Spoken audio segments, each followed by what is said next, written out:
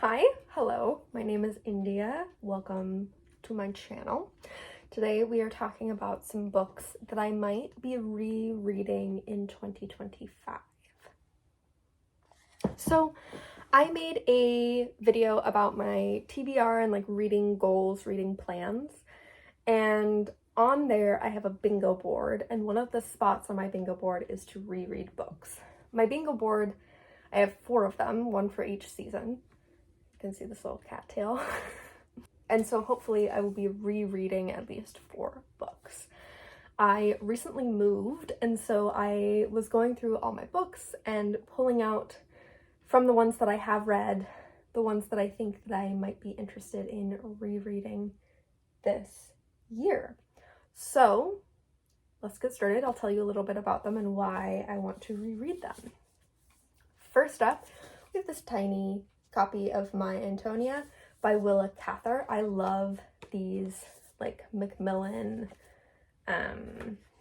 Collector's Library editions. I think they are the perfect size for me to feel really quaint while reading. My Antonia is about a girl, I believe, in like the Midwest or like the West. As you can tell, I don't really remember this book. I read it when I was a teenager. I'd like to reread it because Willa Cather is an author who I'm just like really curious about. I have a biography of her. I have a lot of her books. She actually comes up on my bingo board. If I read this book and another reread, it'll count and be all good. Next we have Perfume by Patrick Suskind. This is about a boy who is born with an incredibly strong sense of smell. He's born in 18th century Paris, and when he's born, he's kind of seen as having no soul. No soul because he also lacks a smell, and so he's really off-putting. And this is about his like coming of age and quest, I guess, to create the most perfect and distill the most perfect scent. It's like kind of creepy. I really liked it when I read it again in high school or like as a teenager, but I would like to get back to it. Then I have Freshwater by Akwaeke Emezi. I first read this in 2020 and really enjoyed this, but this is a kind of memoir-esque autofiction, I guess, book about a young person coming from Nigeria to the US, their experience in the US at a university, their trauma, their like gender and mental experiences. I really like Emezi's writing. I read The Death of Vivek Oji by them last year, and I just think that it might be good to pick this one up again. This one is like a maybe, and here's why. So it's The God of Small Things by Arundhati Roy, which I love. This is so good. I just don't know if now is the year for me to reread it. This is about twins, right? Yes, I believe this is about twins in India, and just about various things that happen in their life. It's got like hints of magical realism.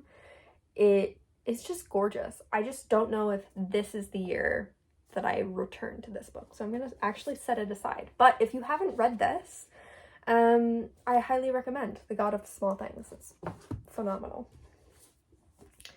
Then this one's actually kind of similar just because I feel like I've read this really recently. It's Transgender History by Susan Stryker, The Roots of Today's Revolution. This is about transgender history, and it's one of the best history books I've ever read. It just like is so clear that Susan Stryker is a phenomenal like historian and phenomenal like storyteller. So yeah, this focuses mostly on American transgender history and does a great job of relaying not only like the hard side and the very like challenging elements of this history, but also the pride, if you could say, and joy and love of this history too. So maybe people should read this. People should buy this. Get your hands on this now, because I think, especially in current times, it's important. Next, I have The Girl Who Circumnavigated Fairland in a Ship of Her Own Making by Catherine M. Valente. This is a middle grade book about a girl, September, who falls into a magical land, or like ends up in a magical land, and I don't know what my cats are doing. Ends up in a magical land, and it's about what ensues. I just think it's time for me to get back into like the whimsy and the magicalness of this. Then, I Hope We Choose Love by Kai Cheng Tom, a trans girl's notes from the end of the world. This is another book that you should just pick up. It's great. This is a collection of essays and poems about queer community and connection and what it actually really looks like to love in the world and have a love that is not passive. So yeah, this is just like great, and I would like to reread it this year maybe. One of my favorites, Bluets by Maggie Nelson. As you can tell, it's well loved. I wrote a paper on this my freshman year of college, which is the last time I read this fully through, and I like read it 2 or 3 times. This is a short book collection of vignettes about love, loss, the color blue, desperation. The writing is great. I really enjoy Maggie Nelson, and I think this would be a good thing for me to come back to and just like affirm that it still stands as one of my favorites. Another one of my favorites is Jane Unlimited by Kristen Kishore.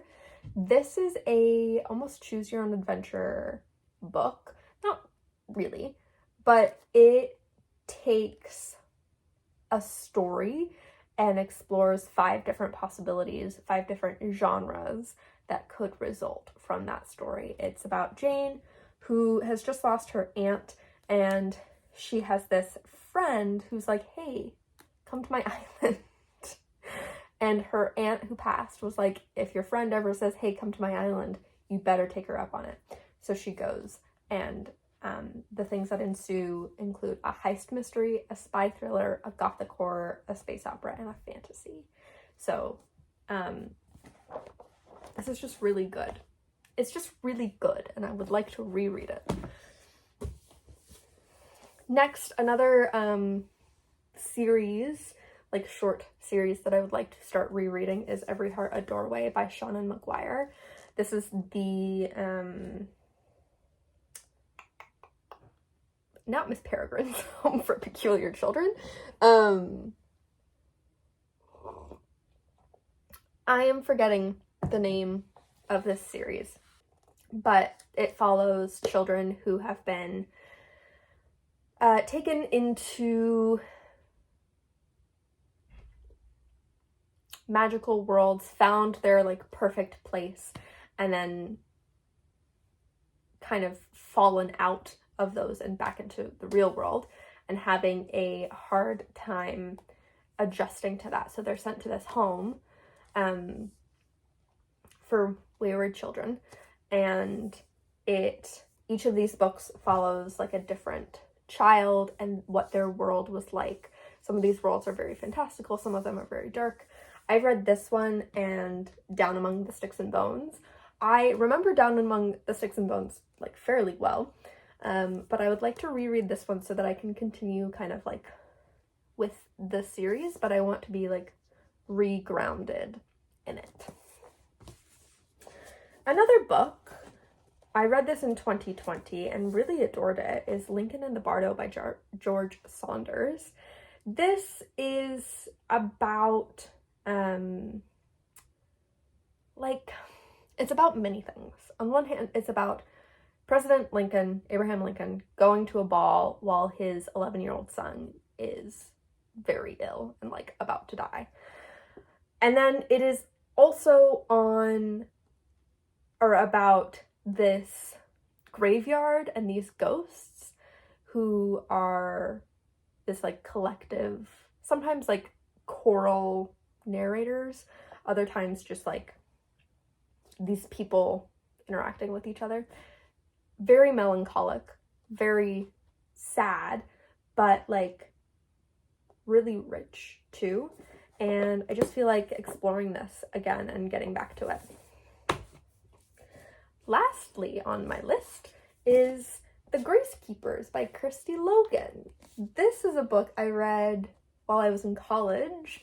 In a summer, I was doing a personal course, personal syllabus on queer literature, and The Grace Keepers is one of the books that I wanted to make sure I got to. This follows two girls separately, one of whom is a circus performer with a bear, the other of whom is a grace keeper on an island on her own, and she kind of deals with burying bodies, except in this world, the world is mostly ocean, so it's about like sea burials. Yeah, I loved this book. I loved the writing, and I want to reread it. It's also gorgeous. Look at this. There are mermaids, and it's queer and good.